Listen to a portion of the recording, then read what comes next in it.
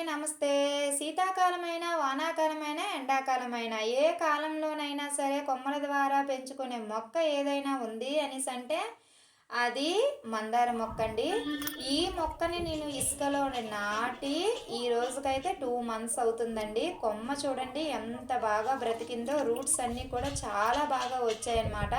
2 months వరకు కూడా మనమైతే అస్సలు కదపకూడదు. కదిపాము అనేసంటే మనకి రూట్స్ అన్నీ కూడా కొంచెం కదిలిపోతాయన్నమాట. అందువల్ల మనం కదపకుండా అట్లా వదిలేసాము అనేసంటే 2 మంత్స్‌కి మనకి రూట్స్ అనేవి బాగా డెవలప్ అవుతాయి.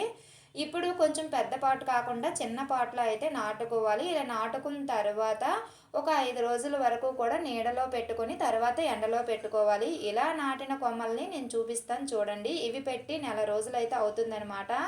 ఇవి ముద్ద మందారం అండి. ఈ ఈ కొ ఈ మొక్క అయితే ముద్ద మందారము. చాలా చిన్న కొమ్మ పెట్టానండి.